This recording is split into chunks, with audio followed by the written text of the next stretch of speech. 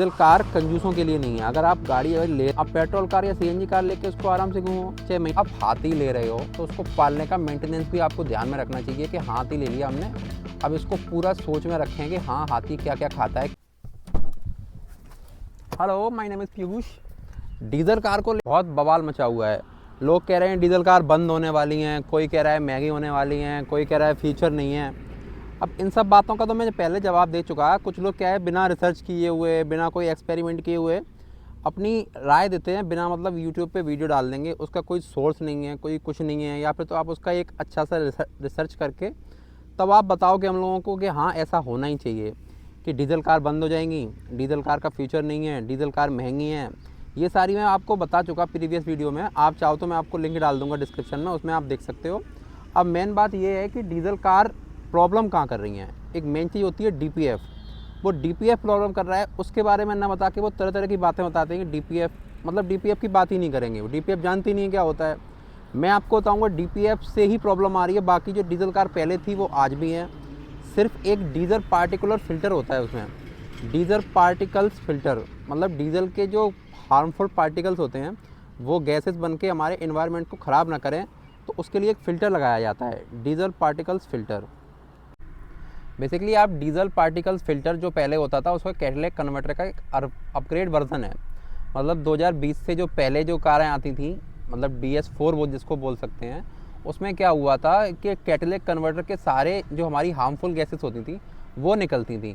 But उसमें कोई urea, इसको आप एडब्ल्यू बोलते हो या DPF बोल सकते हो, सॉरी DEF बोल सकते हो, डीजल एग्जॉस्ट फ्लूइड, वो उस पर स्प्रे नहीं होता था। अब क्या होता है, DPF क्या होता है, DPF आपका जो एग्जॉस्ट सिस्टम होता है उससे जस्ट पहले एक फ़िल्टर लगा होता है जो आपके इंजन से हार्मफुल गैसेस निकलती हैं, जिसको आप शूट बोल सकते हो।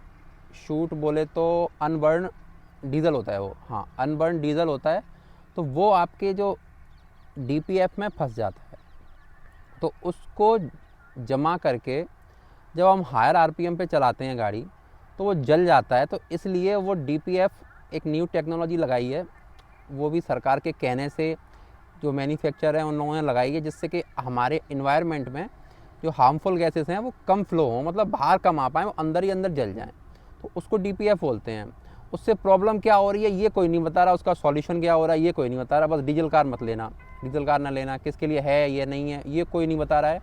सिर्फ डीजल कार बस बंद कर दो, डीजल कार बंद हो गई, डीजल कार महंगी हो गई, इसके बारे में बात करते हैं। अब बात करते हैं इससे होने वाली प्रॉब्लम।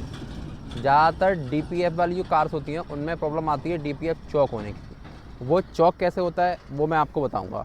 चौक होने में क्या होता है, जो हमारा शूट होता है, शूट मास्क इसको बोल सकते हो आप, वो हमारे उसमें DPF फ़िल्टर में जाके जमा हो जाता है। तो हम लोग क्या करते हैं, आज की जनरेशन जो शहरी जनरेशन है या सिटी वाले बोल सकते हो, वो कार कम चलाते हैं, या वो कम कार क्या हाई RPM पे नहीं चला पाते ज़्यादा। तो थोड़ा थोड़ा मतलब सिटी में चलाएंगे, घर पे आके खड़ी कर देंगे। तो उनकी वो जल्दी प्रॉब्लम आ रही है, क्योंकि वो कार को एक तो सर्टन स्पीड पे नहीं चला पा रहे, 80 to 100, और महीने में कम निकाल पा रहे हैं, ज़्यादा ट्रांसपोर्ट से ज़्यादा यूज़ कर रहे हैं, पब्लिक ट्रांसपोर्ट से। तो उस चक्कर में उनकी कार का हो रहा है DPF चौक। अब वो कंपनी में जा रहे हैं तो कंपनी में खर्चा आ रहा है 1 से लेकर 1.5 लाख। तो वहाँ से वो चीज़ उठा ली गई है कि डीजल कार का एक हवा बना दिया गया है कि डीजल कार लेना ही मत।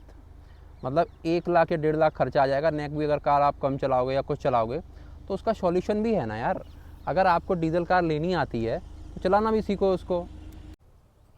अब बस इतनी प्रॉब्लम के चलते कुछ लोग ये भाषण देने लगते हैं कि डीजल कार नहीं लेनी चाहिए, या डीजल कार बहुत महंगी हो चुकी हैं, डीजल कार की आफ्टर सेल सर्विस नहीं है, वो सॉरी आफ्टर सेल नहीं है, कई चीज़ें नहीं है इसका भाषण देने का।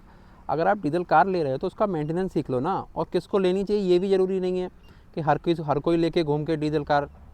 जो उसको मेंटेनेंस कर पाए डीजल कार का वो ही डीजल कार ले आज के ज़माने में।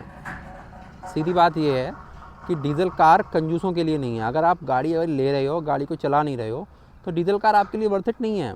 आप पेट्रोल कार या CNG कार लेके उसको आराम से घूमो, चाहे महीने में 1 बार चलाओ, चाहे महीने में 2 बार चलाओ, वो आपको ऐसा एडिशनल कोई खर्चा नहीं देगी।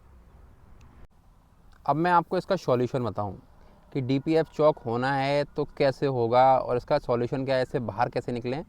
पहली बात तो DPF आपका 50,000 तक तो आपको कोई प्रॉब्लम नहीं करेगा। अगर आप कार अपनी रेगुलर चलाते हो, मतलब थोड़ी भी अच्छी तरीके से चलाते हो कार, तो आपको 50,000 तक तो कोई समस्या नहीं आएगी।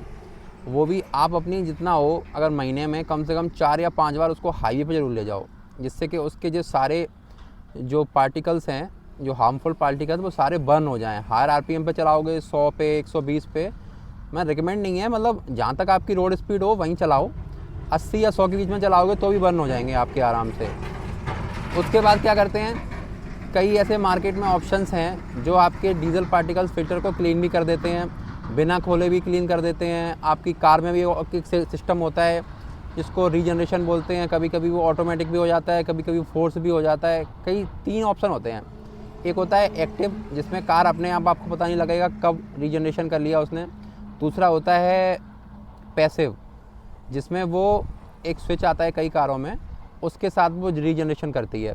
तीसरा होता है फोर्स, जिसमें ओबीडी सिस्टम लगता है, आपका एक लैपटॉप लगेगा या कोई डिवाइस लगेगी, टैबलेट वगैरह, उससे वो रीजनरेशन करके आपका सारा जितना भी बर्न है वो एग्जॉस्ट के साथ निकाल देते हैं। पहलों की कारों में क्या होता था, आपको धुआं देखने को मिलता था BS4 में, बट वो आज नहीं है। उसकी कोई बात नहीं कर रहा कि इतना इम्प्रूव हुआ है कि हमारी कार ब्लैक स्मोक नहीं निकाल रही है, ये नहीं निकाल रही है, उससे कोई फ़र्क नहीं पड़ता। बस उन्हें ये है कि हमारी कार DPF चौक हो रहा है, हम कहीं जा रहे हैं, ये चौक हो रहा है।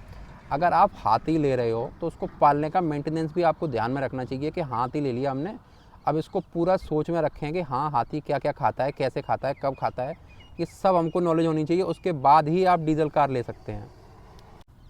अब at the last moral of the story ये है कि अगर आप 100 या 150 किलोमीटर डेली कार नहीं चला रहे हैं, डेली ड्रिवन आपकी कार 100 या 150 किलोमीटर नहीं हो रही है, तो आपका डीज़ल कार लेने का कोई सेंस ही नहीं बनता 2025 में। समझ लीजिए ये बात। अगर आपकी कार खुद आप 100-150 शौकीन हो या 100-150 किलोमीटर चला रहे हो उसको, तो ही सेंस बनता है, तो ही आप कार ले सकते हो डीज़ल, जिसमें आपका कोई घाटा नहीं है। वरना मार्केट में काफ़ी सारे ऑप्शंस हैं। CNG पे जाइए, पेट्रोल पे जाइए। अगर आपको पेट्रोल में कोई प्रॉब्लम आ रही है तो CNG पे जाइए। अभी 2 ही ऑप्शन अच्छे हैं। EV अभी इतना कारगर नहीं है, इसलिए मैं EV का सजेशन नहीं दे रहा हूँ। EV आप मत लीजिए। अब रह गई जो लोग शौकीन हैं, जिनकी नसों में डीज़ल मतलब दौड़ रहा है, जिनको डीज़ल ही अच्छा लग रहा है, उनके लिए चाहे कितना भी DPF आ जाए, कितना भी एग्जॉस्ट फ्लूइड आ जाए, कुछ भी आ जाए, वो हाथी को पालना जानते हैं, वो सारा कुछ जानते हैं, उन्हें कोई फ़र्क नहीं पड़ रहा। वो 50,000 किलोमीटर के बाद 4-5 हज़ार रुपये का खर्च कराना जानते हैं, अपना गाड़ी को कैसे चलाई जाती है वो भी जानते हैं। तो उन सब लोगों के लिए ये चीज़ नहीं बनी है। उन्हें जब तक डीज़ल मार्केट में बिकेगा वो लेंगे शौक़ से। जो यूज़फुल पब्लिक है, जो कि ऐसा होता नहीं है कि हर कोई आदमी डीज़ल कार ले घूमेगा, हर कोई शौकीन हो जाएगा, ऐसा भी नहीं हो सकता।